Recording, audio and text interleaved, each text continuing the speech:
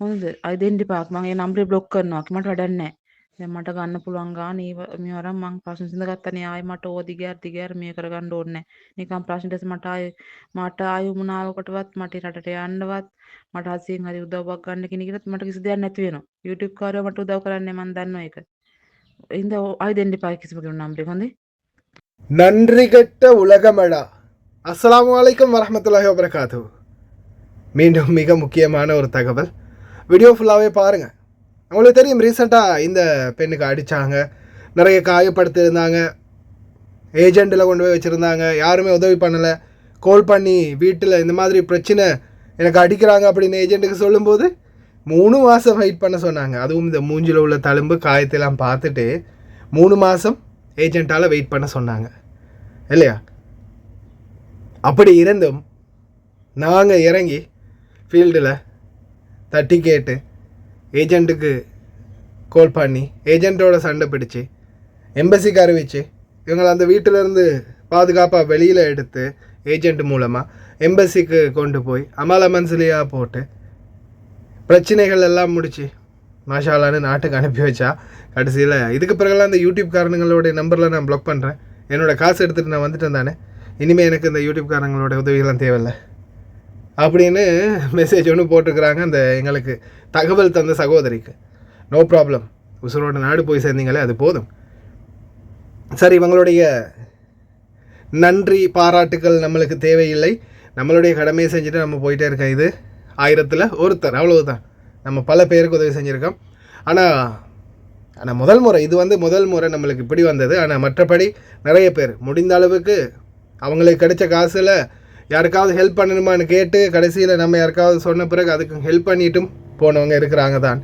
நாட்டுக்கு ஃப்ளைட் ஏறும்போது நான் ஃப்ளைட்டில் ஏறிட்டேன் சகோதரா அப்படின்னு சொல்ல, நம்மளோட சகோதரி கூட இப்போ ரீசெண்டாக ஒரு சகோதரி பிரச்சனைப்பட்டு 1 வருஷமாக அவங்களுடைய பிரச்சனை ஈடுபட்டு கடைசியில் அவங்களுடைய 2 வருஷத்து சம்பளத்தையும் வாங்கி கொடுத்து கஃபீல் அவங்களுக்கு அடித்தது, அதே மாதிரி துன்புறுத்தின பாலியல் தொல்லை, இது எல்லாத்துக்கும் சேர்த்து வச்சு கிட்டத்தட்ட 2 வருஷத்துக்குரிய சம்பளத்தை வாங்கி கொடுத்து தான் அனுப்பினது. இவங்களுக்கு பார்த்திங்கன்னா இந்த சகோதரிக்கு இந்த மூஞ்சிலையெல்லாம் அடித்து காயப்படுத்தினதுக்கு வெறும் 6 மாத சம்பளத்தை வாங்கிட்டு நாட்டுக்கு போயிருக்கிறாங்க. இனி அவங்க இல்லை எனக்கு இதெல்லாம் வேணாம், பிரச்சனைலாம் தேவையில்லை, எதுவுமே வேணாம், நான் நாட்டுக்கு போயிடுறேன், எனக்கு இதில் ஏதாவது கிடைச்சா ஓகே, இல்லைன்னா டிக்கெட்டு மட்டும் தர சொல்லுங்கள் அப்படின்னு தான் இவங்க நின்றுருக்குறாங்க ஒரே பொடியாக. ஏஜெண்ட்டு, எம்பசி, அதே மாதிரி நாங்கள் 3 பேருமே சேர்ந்து தான் இவங்களுக்கு முடிந்த அளவு ஹெல்ப் பண்ணினது. ஏஜெண்ட்டில் அவங்கள தங்க வச்சாங்க, சாப்பாடும் கொடுத்தாங்க, நல்லபடியாக கவனித்து தான் கடைசியாக நாட்டுக்கு அனுப்பி வச்சுருந்தாங்க. ஆனால் இதுக்கு முதல் ஏஜெண்ட் என்ன சொன்னது, 3 மாதம் அதே வீட்டில் வெயிட் பண்ண சொல்லி அவ்வளோ அடித்து துன்புறுத்தியும். ஆனால் நாங்கள் வீடியோ போட்டு பிரச்சனையை வெளிக்கொண்டு வந்த பிறகு தான் ஏஜெண்ட்டு நல்ல பிள்ளையாக மாறினாங்க. அதே போல் எம்பசியிலையும் முடிந்த அளவு உதவி செஞ்சாங்க.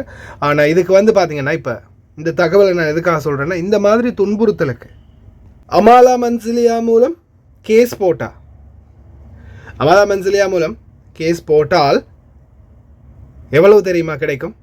அவங்களுடைய 2 வருட சம்பளம் முழுமையாக கிடைக்கும்.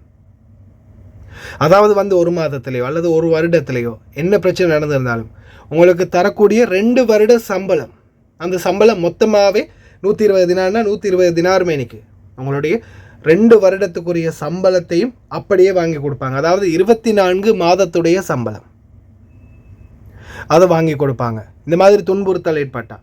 அதே மாதிரி உடல் ரீதியாக பாதிக்கப்பட்டிருந்தால் அதற்கு வேறையா ஒரு நஷ்ட ஈடு பெற்றுக் கொடுப்பாங்க. அதே மாதிரி சம்மந்தப்பட்ட நபருக்குரிய தண்டனையும் வழங்கப்படும். ஜெயில் தண்டனைனா ஜெயில் தண்டனையும் வரும்.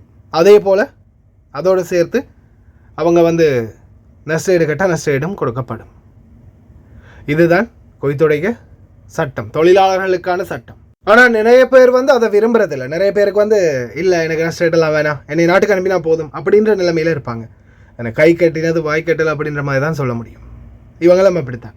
இவங்களுக்கு இந்த துன்புறுத்தலுக்கு கிட்டத்தட்ட இவங்க உடல் ரீதியாகவும் துன்புறுத்தப்பட்டிருக்காங்க. அடுத்தது புதுசு 3 மாதத்துலேயே இந்த மாதிரி துன்புறுத்தல், இந்த மாதிரி அடித்து துன்புறுத்தினதால் இவங்களுக்கு அந்த 2 வருட சம்பளமும் கிடச்சிருக்கும். அதோடு சேர்த்து அவங்களுக்குரிய நஷ்ட ஈடும் வாங்கி கொடுத்துருப்பாங்க.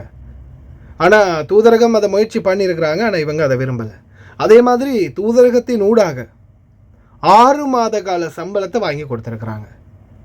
ஏன்னா இது ரெகுலராகவே பார்த்திங்கன்னா 6 மாத சம்பளம் அந்த சட்ட அடிப்படையில் தூதரக ரீதியாக போகும்போது இவங்களுக்கு பெருசாக எந்த அளவுக்கும் வழக்கு போடணும், கேஸ் போடணுன்ற அவசியம் இல்லை. எனக்கு வந்து நஷ்ட ஈடாக ஏதாவது கொடுத்தா போதும் அப்படின்னு நிலைமையில் இருக்கிறாங்கன்னா 6 மாத சம்பளங்களை வாங்கி கொடுக்குறாங்க தூதரகம். இப்போ இவங்களுக்கும் 120 தினார் மேனிக்கு இவங்களுடைய 6 மாத சம்பளத்தை வாங்கி கொடுத்துருக்குறாங்க, டிக்கெட்டை வாங்கி கொடுத்துருக்குறாங்க. அந்த பணத்தையும் டிக்கெட்டையும் எடுத்துகிட்டு நாட்டுக்கு போயிருக்கிறாங்க. தொழிலாளர்களாகி உங்களுக்கு நான் சொல்லக்கூடிய ஒரே ஒரு விடயம், உங்கள் வீட்டில் இப்போ இதுகளை வந்து இவங்க வந்து இதை பற்றி எதுவுமே சொல்லலை தானே. நாட்டுக்கு போன பிற்பாடு தான் சொல்லியிருக்கிறாங்க. அந்த மாமா, அவங்களுடைய அந்த வீட்டு மாமா ஒரு கேபிள் எடுத்து, வயர் மாதிரியான ஒரு கேபிள் மாதிரி வயர் ஒன்று எடுத்து 2ஆக மடித்து அதால் தான் அடிச்சிருக்கிறாங்க. மாமா தான் அடிச்சிருக்கிறாங்க, பாபா கூட இல்லை, மாமா தான் இந்த மாதிரி துன்புறுத்தி இருக்கிறாங்க.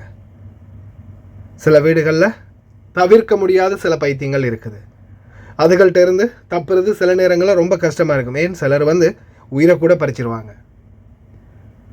ஏஜெண்டுகளில் தொழிலாளர்களுக்கு நடக்கக்கூடிய அநீதியையும் தாண்டி சில வீடுகளில் அநீதிகள் நடக்குது. நான் அன்னைக்கு சொன்னது தான் மறுபடியும் சொல்கிறேன். வீடுகளில் ஏதாவது பிரச்சனைன்னா தயவு செய்து தப்பி ஓடாதீங்க. முடிந்த வரைக்கும் தூதரகத்துக்கோ அல்லது வெளிநாட்டு வேலைவாய்ப்பு பணியகத்துக்கோ, முதலாவது ஏஜென்ட்டு, 2வது தூதரகம், வெளிநாட்டு வேலைவாய்ப்பு பணியகம் தெரிவிங்க. அப்படியும் உங்களுக்கு அநீதி இழைக்கப்படுதுன்னா சோஷியல் மீடியாக்களில் பதிவுகளை இட்டு சரி முடிந்த வரைக்கும் உங்களுக்கான பாதுகாப்பை தேடிக்கோங்க. ஆனால் அப்படி பதிவுகள் இடும்போது நான் இந்த இடத்துல இருக்கிறேன், இந்த ஏரியாவில் இருக்கிறேன், இல்லாட்டி இன்னாருக்கு நீங்கள் காண்டாக்ட் பண்ணுங்கள், என்னோடய டீட்டெயில்ஸ் எடுக்கலாம் அப்படின்ற ஃபுல் டீட்டெயில்ஸ் ஏதாவது ஒன்று உங்களை பற்றின தகவலை தெரிந்து கொள்கிறதுக்கான ஏதாவது ஒரு பதிவை இட்டுட்டு போங்க. என்னையை காப்பாற்றுங்க, எனக்கு அடிக்கிறாங்க, என்னையை காப்பாற்றுங்கன்னு வீடியோ மட்டும் போட்டிங்கன்னா எங்கே இருக்கீங்க, என்ன பண்ணுறீங்க அப்படின்றது யாருக்குமே தெரியாது. ஏன்னா இப்போ ஒரு வீடியோ ஷேர் ஆகிடுச்சின்னு அதை எடுத்து இன்னும் 100 பேர் ஷேர் பண்ணுவாங்க. அப்போ இதில் யார் ஒரிஜினல் ஓனர், யார் ஹெல்ப் பண்ணுறது அப்படின்ற கூட தெரியாது. எனக்கு வீடியோ வந்துச்சு நான் ஷேர் பண்ணேன், எனக்கு வீடியோ வந்துச்சு நான் ஷேர் பண்ணேன்னு தான் கேட்குறவங்கெல்லாம் சொல்லுவாங்களே தவிர ஒரிஜினலான இந்த நபர் யாருன்றதை கண்டுபிடிக்க முடியாது.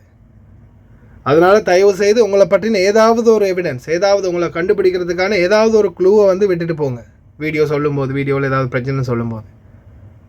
அதே மாதிரி உங்களுக்கான அனைத்து சட்டத்திட்டங்களும் இந்த நாட்டில் இருக்குது. அதை சரியாக குவைத்திகளும் ஃபாலோ பண்ணணும், நீங்களும் ஃபாலோ பண்ணணும். முதலாளிகள் உங்களுக்கு சரியான மாதிரிக்கு நடக்கணும். அதே மாதிரி தான் தொழிலாளிகளாக நீங்களும் முதலாளிகளுக்கு நேர்மையாக நடக்கணும். அவங்களுடைய பணத்தை, உடைமைகளை திருடுறது, சேதப்படுத்துறது, இல்லது வீட்டில் இருக்கிற ஏதாவது ஒரு தகவலை போய் வெளியில் சொல்கிறது எதுவுமே கூடாது. அதே மாதிரி உங்களுடைய மாதாந்திர சம்பளத்தை டேட்டுக்கு தரணும். ஒரு நாள் பிந்தினாலும் 10 தினார் எக்ஸ்ட்ரா கொடுக்கணும்ன்றது தொழிலாளர் சட்டம். மாதத்துக்கு முடிய சம்பளத்தை சரியாக கொடுக்கணும். அதே மாதிரி தான் வாரத்துக்கு ஒரு முறை லீவு கொடுக்கணும் அப்படின்றது சட்டத்தில் இருக்குது. ஓய்வு கொடுக்கணும், வேலை வந்து அதிகமாக வாங்கக்கூடாது. இன்னும் நிறைய சட்டங்கள் வந்து குவைத்திகளுக்கும் சரி உங்களுக்கும் சரி 2 பேருக்கும் பொதுவாகவே இருக்குது. தயவு செய்து ரொம்ப கவனமாக இருங்க. ஏதாவது பிரச்சனைன்னா நிச்சயமாக சட்ட ரீதியாக முன்னோக்கி செல்லுங்க, வீட்டை விட்டு தப்பி ஓடாதீங்க. அதே மாதிரி இதில் வரக்கூடிய வீடியோ காட்சிகளையும் பாருங்கள், இங்கிலீஷ்லேயும் இருக்குது, அரபிலையும் இருக்குது. عزيزي صاحب العمل، العمالة المنزلية يعملون على مساندتك، فلا تعرضهم للإهانة الإنسانية أو تكلفهم بأعمال خطرة من شأنها التأثير على صحتهم.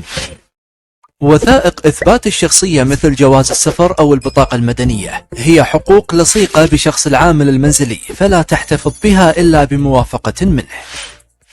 راحة العامل المنزلي من راحة أسرتك، اهتم بتوفير المسكن والمشرب والمأكل والعلاج له. امنح العامل المنزلي الراحة كي يمنحك العمل المطلوب، كما لا تحرمه من حقه في الحصول على راحته الأسبوعية والسنوية. راتب العامل أمان له ولك، فلا يجوز خصم جزء من راتبه، كما أن تأخيره يكلف صاحب العمل 10 دنانير عن كل شهر تأخير. تجديد عقود استقدام العمالة المنزلية يتم تلقائيا بموافقة الطرفين.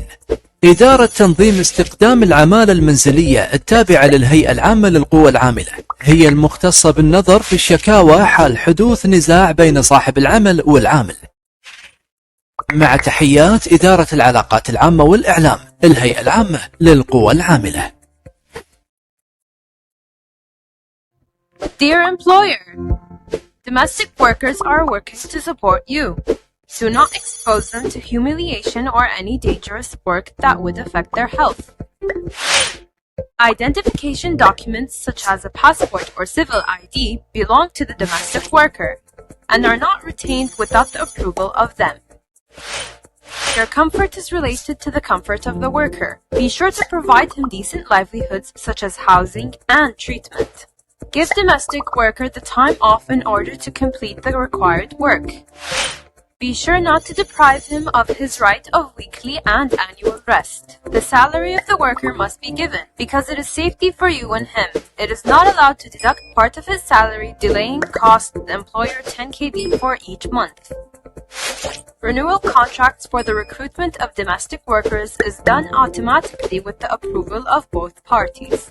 Domestic Workers Recruitment Organizing Department is concerned with settling disputes between employers and workers in case of conflict. With regards, Public Relations and Media Department, Public Authority of Manpower. عزيزي العامل المنزلي، التزامك بتوجيهات صاحب العمل وأداء الأعمال التي تكلف بها يكفل لك الاستمرار في العمل.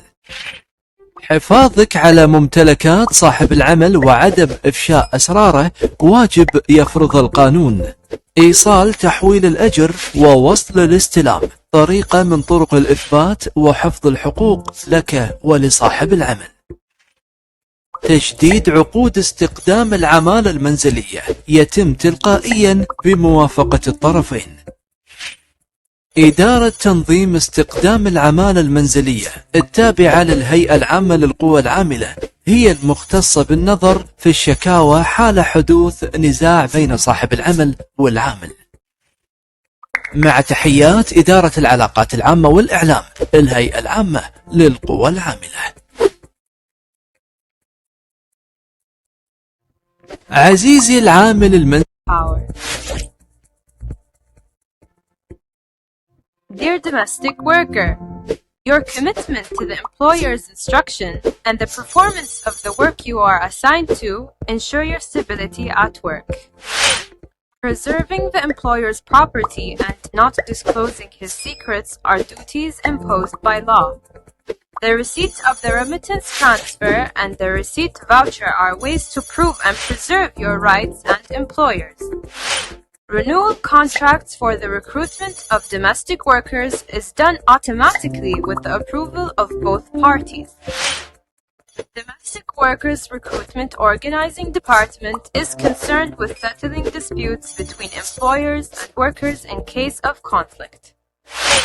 With regards, Public Relations and Media Department,